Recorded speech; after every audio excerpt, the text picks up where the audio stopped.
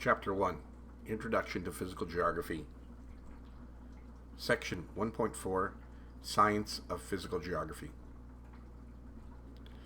So far in my lectures, I've suggested that physical geography is a science.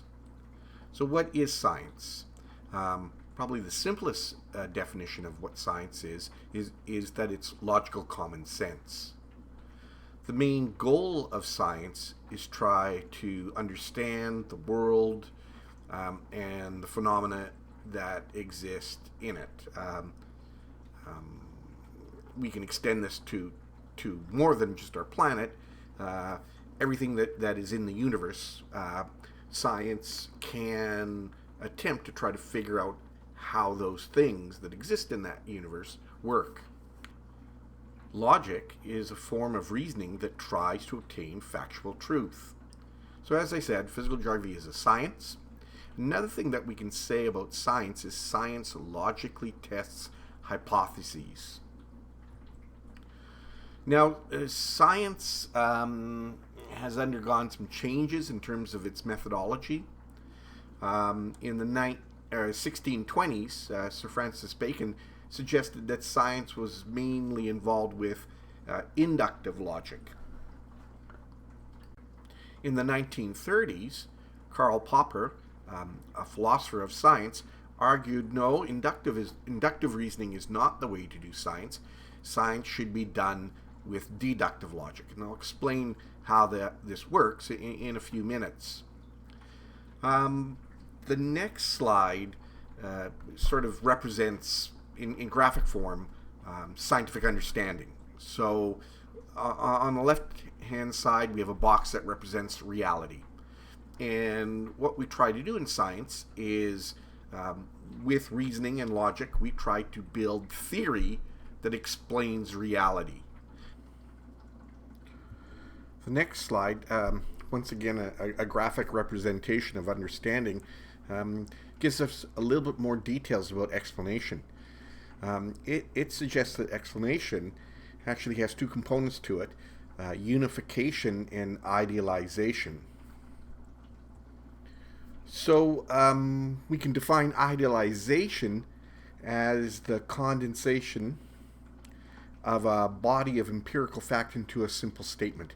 So essentially what we're doing is we're taking a whole bunch of information about something that we understand, that we're trying to explain it, and we're trying to explain it in the simplest way possible, removing all the stuff that's extraneous. Unification relates apparently unconnected phenomena to the same abstract or ideal system of concepts. A nice example of this is COVID-19. So here we have a new type of respiratory illness, and by studying it, we realize it shares a lot of characteristics in common with the cold and the flu. And of course, this helps us in trying to react to this new disease. Another goal of science is confirmation. So, we build these explanations, these theories about how reality works, and science needs to validate. It needs to confirm absolutely that the explanation is correct. And confirmation can use a variety of different processes. Early science, all they had was observation. They developed a hypothesis, and they looked at reality, the components of reality through observation, and they confirmed their hypothesis, often wrong. Two other tools that we can use are prediction. So this is sometimes known as modeling, or experimentation. And experimentation has taken off in science since about the 1950s. And one thing about experimentation is it's probably the best tool we have at making sure that our explanation is valid, that it's totally confirmed. So here's the original graphic of understanding. So as you can see, on the left is reality, on the right is theory, and I just talked about the box below this confirmation. And notice the arrow for confirmation is moving in a different direction than explanation. Here's another graphic that I've been using to try to explain understanding with a little bit more information in it. And there we have confirmation, and as I said, confirmation involves testing, prediction, experimentation, and we can do the testing with simple observations. Let's talk a little bit more about what Karl Popper said and wrote about doing science. And the methodology that he suggested is sometimes called the hypothetico-deductive method. Central to it is that he suggested it's impossible to prove scientific theory true by means of induction. So if we were observing a number of facts, and from those facts we come up with a theory, let's say we look in a farmer's field, and we notice that all these cows that are chewing grass, they're all brown in color. So based on that observation, we come up with the theory that all cows are brown. So that process would be called induction. Now, our theory may not have all the facts. Maybe there's different colored cows. I've heard there's black and white ones. So just by induction, if we miss that fact that there's also black and white cows, our theory is wrong. So induction doesn't work because we could never be sure that we have all the facts that we need to build our theory.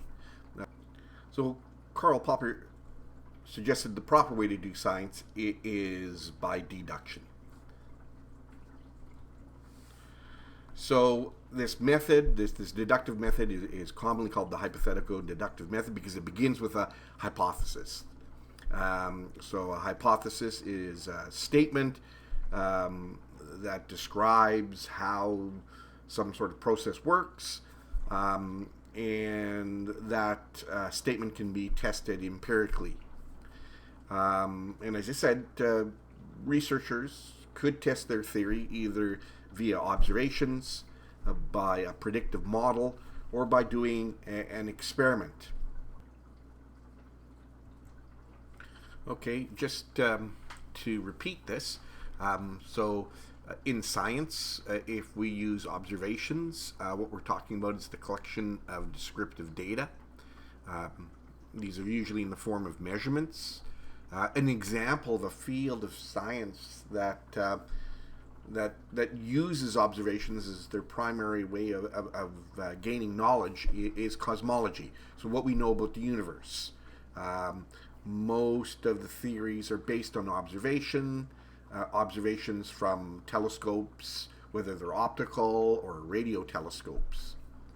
A prediction can only take place is if you have a model that describes how something works, and this model has the ability to make forecasts of the system state into the future. So you make a prediction and with the model, and it suggests this should happen, and then you actually do this in reality and see whether or not the model is correct. An experiment is a controlled study designed to evaluate outcomes by the manipulation of cause and effect. And chemists they do experiments all the time. So, for example, they may have some substance, and they want to know what happens if you add another substance Y to it. What happens if you add substance Z to this original substance? What type of chemical reaction occurs? So it's a controlled study. it's designed to make sure that no other factor is responsible for what's observed. It's the ultimate way to do science.